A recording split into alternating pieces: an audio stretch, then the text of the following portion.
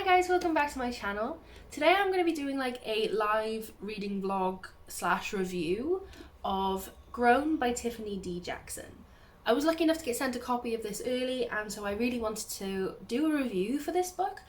So I've been reading it, I am halfway, and I realised that some of the things I wanted to say needed to be said at the time of reading with the current emotion I was feeling. And when I was trying to write it down on paper to mention in my review, I realised that it wasn't going to have the same impact and people needed to hear my current thoughts on this. So instead I thought this might be a better way to do it, where I give you in time thoughts and opinions. So it is kind of a review, kind of a reading vlog.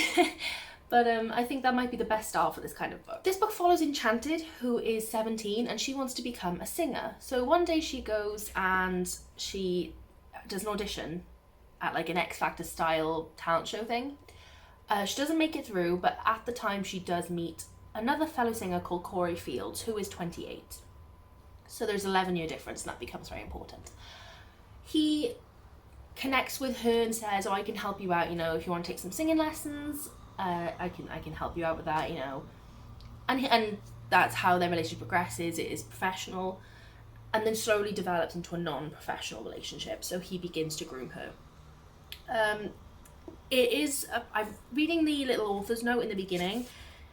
It talks about how this is obviously inspired by the R. Kelly case, but it is not about R. Kelly, and it's about the abuse of power. And this note at the beginning, I absolutely loved, saying about this is not a book for him, this is a book for everybody else. And it's about the pattern of excusing men for their behaviour while faulting young girls for theirs. That reader's note is really, really important to read, and I love that reader's note. Obviously I'm halfway. No spoilers in this reading vlog, but I am going to talk about my thoughts. It has been sickening, absolutely disgusting, and really hard to read. I've become very angry.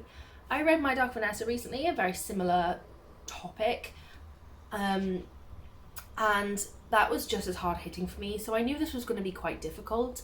But not only does Enchanted face problems, obviously in terms of the grooming and predator, but also her race. And the thing about this book is it's very subtle. No, not subtle, that's not the right word, but I mean it is incorporated into everything. I didn't realise what was going on, but it's just subtle racism that sometimes doesn't even get acknowledged, but it's there, and it just shows how Black lives have to live with that on a daily basis, and how it's just everywhere, even when nobody means to, it's there.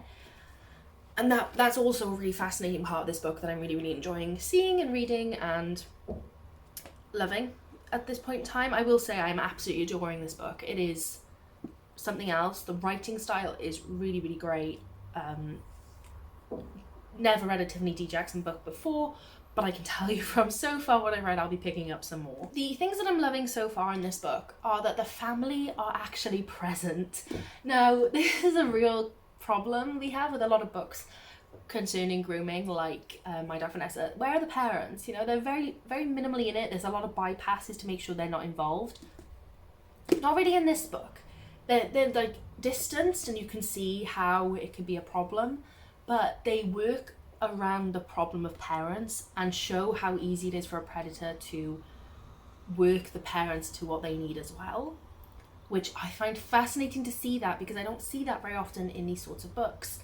And I really enjoyed that as well, seeing how the parents can be oblivious, and it's not just the young people's problem. It's not just the predator is capable of being a predator because a young person is dumb or a young person can't see what's going on, because also the adults cannot see what's going on in this situation as well. That was just very unique to this book from other books that I've read.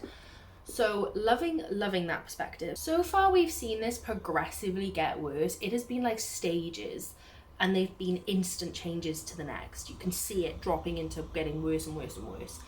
And I've enjoyed that, because at each stage you've seen her justify what he is doing to her more and more, and the abuse gets worse and she justifies it a little bit more every time.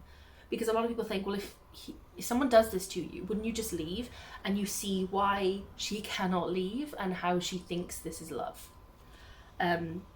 Obviously don't want to get too into that, spoilers, so I will not get into that. I just think that is a really great writing technique that's been brought into this. The book overall is very quick paced, but in the good way. I've enjoyed reading it and not getting bored. I don't think you could really get bored in a situation like this, but it has been constant, which is good because it doesn't give you a chance to have a breath. You really do get hurt multiple times reading this story, and that's what you want. You want to feel the story. You want to feel the hard hitting parts. You want to feel the heartbreak that you should feel when reading the story, and it is done well. As I said, I'm halfway and I want to continue the remaining half. I don't know how many thoughts I'll be able to say and give you if it's not a spoilery reading vlog, but I'm going to try my best and we'll see how this goes.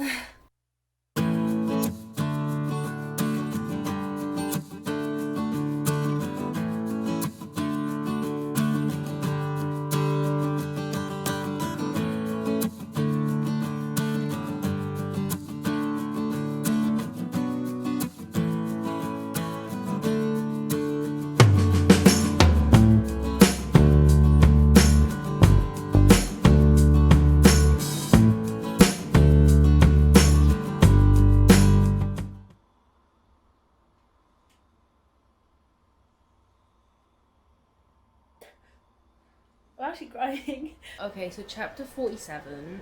Obviously I don't want to spoil anything again, but I just want to mention this one chapter. This is the length of the chapter, and she's just talking about jellyfish. That's it. And then she mentions the fact about the jellyfish. I'm starting to look a bit rough. She says a fact about a jellyfish and then quotes what's his name, Corey has said to her. I'm not going to read them because I don't want to spoil anything, but that is such a fascinating way to write. It's like jellyfish have no eyes, and then discusses what Corey has said to her about oh, you don't see that, and then more of a quote. And I just think that is such a fascinating chapter. I just wanted to mention that. Really good writing technique there. Very enjoyable. And I learned something about jellyfish. I just realised I forgot to mention something very important, and that is that at the beginning of the book starts with Corey Fields is dead, and Enchanted is in the apartment alive and covered in blood. So I'm assuming she killed him. That's in the blurb. That is part of the story that I just forgot to tell you because I forgot that bit was going on, and I've just read another chapter about it and I was like, oh my god, yeah. So we bounce back in a dual timeline between now and then. Sorry if you can hear the sound of the PlayStation in the background, but the now is in that apartment covered in blood. There's some case file things. It's not much at all. There's the odd chapter here and there about it, but the most of the book occurs in the then timeline, which is when we have her development of her relationship between Corey and Enchanted, obviously.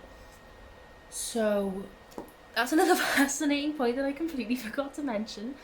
It's a very interesting thing to know how the book not ends, but the story between Corey and Enchanted ends, knowing that he does die, possibly murdered by Enchanted. Don't know for sure. There's definitely a lot of mystery in those chapters, and we're finding out a lot of hints and stuff like that about what could have possibly happened, and I'm really, really enjoying that part. So if you like a bit of murder mystery in a way, that is also a really big part of this book.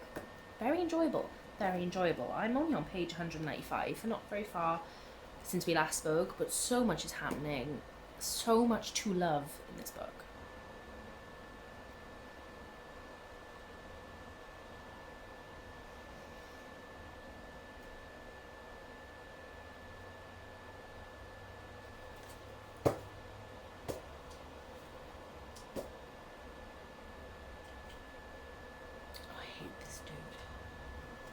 I hate this dude so much.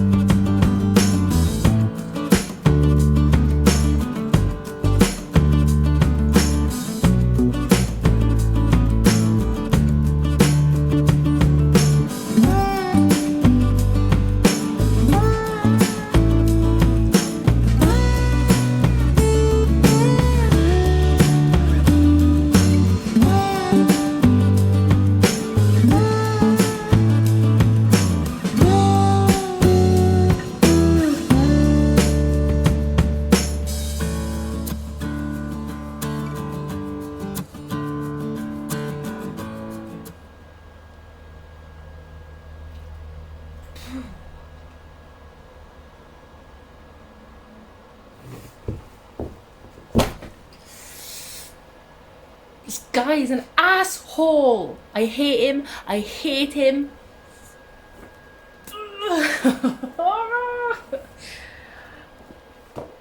I can't read about this shit anymore.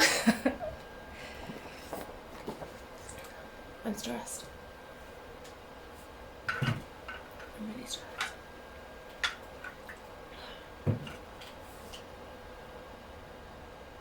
Every time I think it couldn't get worse, it gets worse. And just knowing he dies, obviously, is really the only thing keeping me going. And I really hope it was painful. That's what I'll say about that one. This book is so good. But I have never felt so angry by a book in my life.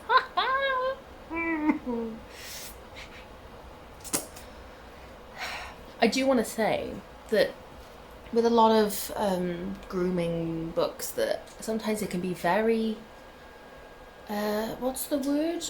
Glamorized? Is that kind of the word? Yeah. You know, it can be romanticized. It is not in this book. It shows the gruesome and aspects. Shows the gruesome aspects. It shows the reality. It doesn't show it from the rose-tinted point of view. It shows it from how it is. I just have so many updates sitting here. This update is, I wouldn't consider spoilery, I'd consider a trigger warning. The front of the book does have trigger warnings in it, but I do just want to say that we have now entered the physical abuse stage, where he begins to physically hurt her in a non-sexual way. We have hit that stage, which I wasn't sure. It does say the trigger warning, but I wasn't sure if that was going to happen, and it has. So I do just want you to be aware of that going in. There are a lot of trigger warnings that we should probably discuss, and I'll discuss them now with you. And that is mentions of sexual abuse, rape, assault, child abuse, kidnapping, and addiction to opioids. I'm not sure what they are.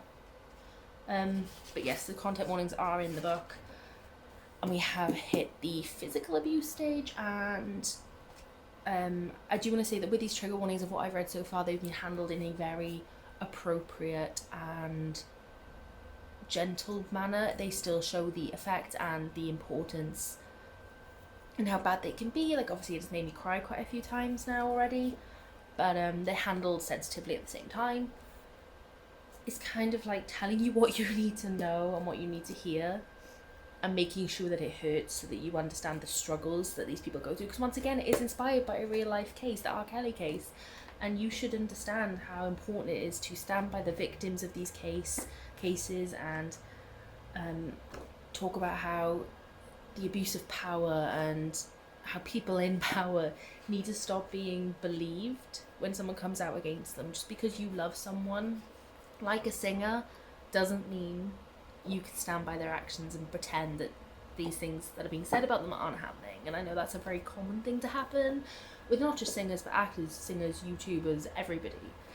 It's a really common thing. So I love that this book is handling that issue as well. I'm on page 203, so 180 pages left. I finished. Guys, this was emotional. This was so emotional.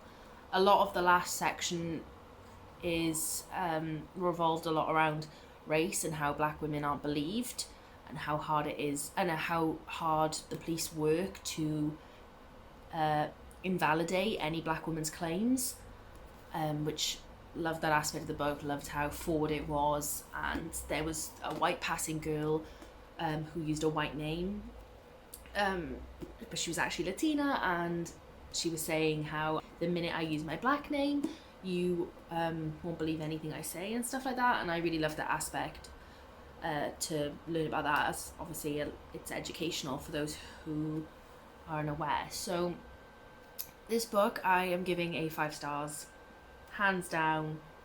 It should be required reading. It is so incredible. It is hard hitting, and I think you really need to be careful with these triggers before you go in. You need to be careful and look after yourself while you read it, but you need to read it. I have not got many words and not that many thoughts, because I'm just feeling very fragile from the read. Regarding the writing style, I'm officially in love with Tiffany D. Jackson's writing style. I'm going to now go and read her entire backlist. I think there's only 2, but I'm going to read them, and I will read anything she publishes in the future. There is nothing I can say bad about this book. I don't have one bad criticism, not one.